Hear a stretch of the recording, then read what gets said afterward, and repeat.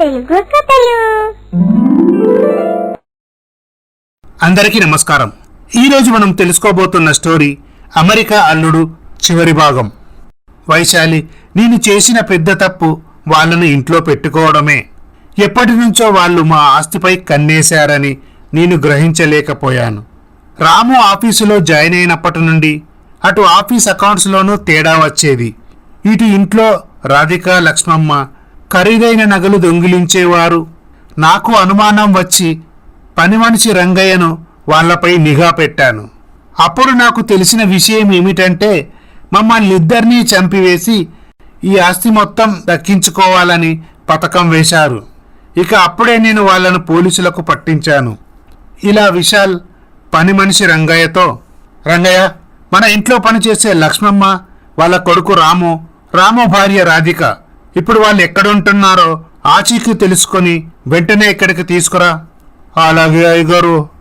ఈ విధముగా జరుగుతుండగా రంగయ్య వాళ్ళని తీసుకొని వస్తాడు. వాళ్ళు వైశాలిని చూసి ఆశ్చర్యపోతారు. ఏరా, మీ నాన్న మా దగ్గర ఎంతో నమ్మకంగా పనిచేశాడు.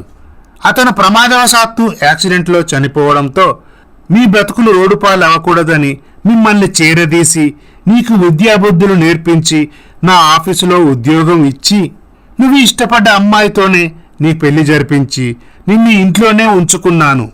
ఇంత చేసినా నువ్వు తిన్నింటి వాసాలు లెక్క పెట్టావు. నేను మిమ్మల్ని పోలీసులకు పట్టించినా మీరు మారలేదు. అభం శుభం ఎరుగని ఈ అమ్మాయి జీవితంతో ఆడుకుంటారా? విశాల్ గారు, మమ్మల్ని క్షమించండి. మీరు మమ్మల్ని పోలీసులకు పట్టించడంతో మేము చేసిన మోసం గురించి సిటీలో అందరికీ తెలిసిపోయింది. మేము ఉద్యోగం కోసం ఎక్కడికి వెళ్ళినా మాకు ఎవ్వరూ ఉద్యోగం ఇవ్వలేదు. ఇక చేసేది ఏమీ లేక ఎలాగూ నేను మీతో కలిసి అమెరికాలో చదువుకున్నాను కదా. అప్పుడు దిగిన ఫోటోలు పంతులు గారికి చూపించి సంబంధం చూడమని చెప్పాను. వైశాలి వాళ్ళ నాన్న మమ్మల్ని నమ్మి 25 ఎకరాల పొలం, 50 లక్షల క్యాషు, నగలు ఇచ్చి తన కూతురితో నాకు పెళ్లి జరిపించాడు. ఇక మా అదృష్టం ఏమిటంటే పెళ్లికి ఫోటోలు కానీ వీడియోలు కానీ తీయకూడదని ఆ ఊరి ఆచారం. అందువల్ల ఇక మేము దొరికే అవకాశమే లేదనుకొని ఎయిర్పోర్ట్లో మేము మాస్కులు ధరించి వైశాలిని అక్కడే వదిలిపెట్టి వెళ్ళిపోయాము. విశాల్, మేం చేసిన పాపాలకు ఆ భగవంతుడు సరైన శిక్షే వేశాడు. వైశాలి వాళ్ళ నాన్నగారిచ్చిన డబ్బులు బెట్టింగుల్లోనూ జూదంలోనూ పెట్టి అనతి కాలంలో అధిక మొత్తంలో డబ్బులు సంపాదించాలని పెట్టుబడి పెట్టాము. కానీ బెట్టింగుల్లో మొత్తం డబ్బులు కోల్పోయాము. అప్పుడు విశాల్ వాళ్ళ అమ్మని వైశాలిని మోసం చేసిన వాళ్ళని తీసుకొని గ్రామ పంచాయతీ పెద్ద ముందు నిలబెడతాడు. పాపారావు గారు, వీళ్ళు అమెరికాలో ఉంటున్నామని రామకృష్ణ గారిని నమ్మించి మోసం చేశారు. ఇటువంటి వారిని వదిలిపెట్టకూడదు. పోలీసులకు పట్టిస్తేనే వారికి సరైన శిక్ష పడుతుంది. నువ్వు చెప్పింది నిజం, అలాగే చేద్దాం. అప్పుడు విశాల్ పోలీస్ ఆఫీసర్కి ఫోన్ చేసి జరిగిన విషయమంతా వివరిస్తాడు. సరే అండి, ఇప్పుడే నేను బయలుదేరుతున్నాను. పోలీస్ ఆఫీసర్ ఆ గ్రామ పంచాయతీకి బయలుదేరుతాడు. చూడండి రామకృష్ణ గారు, మీ అమ్మాయికి జరిగిన అన్యాయం గురించి నేను ఆ రోజే చెప్పాను. మీరు పోలీస్ స్టేషన్లో కంప్లైంట్ ఇవ్వండి. కానీ మీరు నా మాట లెక్క చేయక పంచాయతీ పెట్టించారు. వైశాలి ధైర్యంగా పంచాయతీ పెద్దను ఒప్పించి తాను ఎవరి వల్ల మోసపోయిందో వాళ్లను వెతికి తీసుకువచ్చింది. వైశాలి, నీ ధైర్యం, తెలివితేటలే నిన్ను కాపాడాయి. అయినా పాపారావు గారు, మీరు పెద్దవారు, అనుభవజ్ఞులు. ఇలాంటి మోసాలు జరిగినప్పుడు ప్రజలకు అండగా ఉండేందుకే పోలీసులు, కోర్టులు ఉన్నాయని వాటిని ఆశ్రయించి మోసపోయిన వారికి తగు న్యాయం జరిగేలా చూడాలి. అంతేగాని మూఢనమ్మకాలు, కట్టుబాట్లతో ఆడపిల్లల జీవితాలను నాశనం చేయవద్దు. క్షమించండి ఆఫీసర్ గారు, ఇక నుండి ఈ ఊర్లో ఇటువంటి పొరపాట్లు జరగకుండా నేను చూసుకుంటాను. విశాల్ గారు, మీరు బాధ్యత గల పౌరుడిగా ఈ అమ్మాయికి అండగా ఉండి అమ్మాయి జీవితాన్ని కాపాడినందుకు మిమ్మల్ని అభినందిస్తున్నాను. అమ్మగారు, మమ్మల్ని క్షమించండి. మీరు మీ అబ్బాయి మమ్మల్ని తోబుట్టులా ఆదరించారు. గవర్నమెంట్ స్కూల్లో కూడా చదివే స్తోమత లేని మా అబ్బాయికి మీ అబ్బాయి తనతో పాటు అమెరికా తీసుకెళ్లి ఉన్నత చదువులు చదివించాడు. అంతేకాకుండా మీ ఆఫీస్లో ఉద్యోగం కూడా ఇచ్చి తను ప్రేమించిన అమ్మాయితో పెళ్లి జరిపించి మాకు మీ ఇంట్లోనే ఆశ్రయాన్ని ఇచ్చారు. ఈ రోజుల్లో అయిన వాళ్లే ఆదరించడం లేదు. మీ ఇంట్లో పనిచేసే మమ్మల్ని మీరు ఎంతగానో ఆదరించారు. కాని మేము ఆస్తి కోసం మిమ్మల్నే చంపాలనుకున్నాము. మేము చేసిన తప్పులకు ప్రాయచిత్తం లేదు.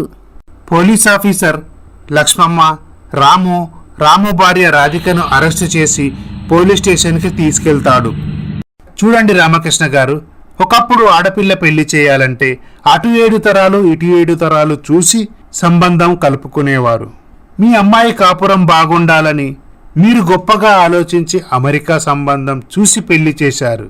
కానీ మీరు వాళ్ళ గురించి తెలుసుకోకుండానే తొందరపడి పెళ్లి చేశారు. ఇంట్లో నుంచి కాలేజీకి వెళ్ళిన ఆడపిల్ల కాస్త ఆలస్యంగా వస్తేనే ఇంటిల్లిపాతి కంగారు పడతారు. అటువంటిది జీవితాంతం మీ అమ్మాయిని పెళ్లి చేసి ఒకరి ఇంటికి పంపించాలంటే మీరు ఆ అబ్బాయి గుణగణాలు, వాళ్ళ అమ్మానాన్నల గురించి పూర్తి వివరాలు తెలుసుకున్నాకే నిర్ణయం తీసుకోవాల్సింది. నేను చేసింది తప్పే బాబు. అమ్మా వైశాలి, నేను చేసిన తప్పుకు నువ్వు శిక్ష అనుభవించడం ఏంటమ్మా? అయ్యా పాపారావు గారు, దయచేసి మీరు మా అమ్మాయికి ఎటువంటి శిక్ష విధించవద్దు. నేనే మా అమ్మాయికి సంబంధం చూసి పెళ్లి చేశాను. తప్పు నాది. మీరు ఎటువంటి శిక్ష వేసినా నేను అనుభవిస్తాను. దయచేసి నా కూతుర్ని వదిలిపెట్టండి. అప్పుడు వైశాలి, అయ్యా పంచాయతీ పెద్దగారు, నేనొక 2 నిమిషాలు మాట్లాడొచ్చా? సరే అమ్మా, మాట్లాడు. నన్నొక్క మోసగాడు పెళ్లి చేసుకొని వదిలేసి వెళ్ళిపోయాడు. పంచాయతీ పెద్దయిన మీరు నాకు శిక్ష విధించారు. నేను ఆ నీచుణ్ణి పంచాయతీలో నిలబెడతానని మీ యొక్క అనుమతి తీసుకొని పట్టణానికి వెళ్ళాను. ప్రపంచం ఎంత ముందుకు సాగిపోతుందో నేను అక్కడ తెలుసుకున్నాను. మారుతున్న ప్రపంచానికి అనుగుణంగా మనమే మారాలి. మన కట్టుబాట్లు మారాలి. అప్పుడే మనం ముందుకు సాగిపోగలం.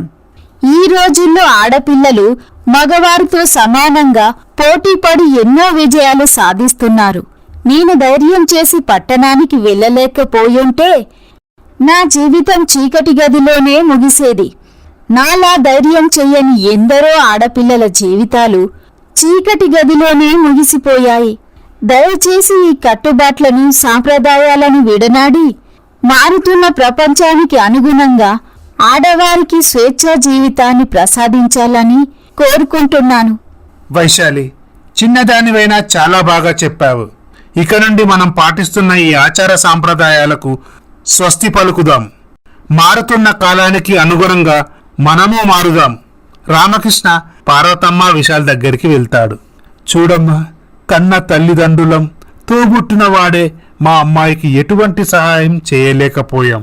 అటువంటిది మీరు మీ అబ్బాయి మా అమ్మాయి జీవితాన్ని కాపాడారు. ఏమిచ్చి మీ రుణం తీర్చుకోనమ్మా. అన్నయ్య గారు, మీరు మా రుణం తీర్చుకోవాలంటే మీ అమ్మాయిని మా ఇంటి కోడలుగా పంపించండి. నా కూతురు జీవితాన్ని కాపాడటానికి ఆ భగవంతుడే మిమ్మల్ని పంపించాడమ్మా.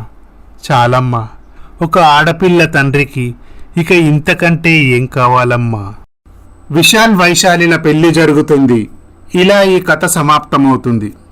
ఈ స్టోరీ కనుక మీకు నచ్చినట్లయితే మా ఛానల్ని సబ్స్క్రైబ్ చేసుకోండి, లైక్ చేయండి, షేర్ చేయండి, కమెంట్ చేయండి. Thank you for watching.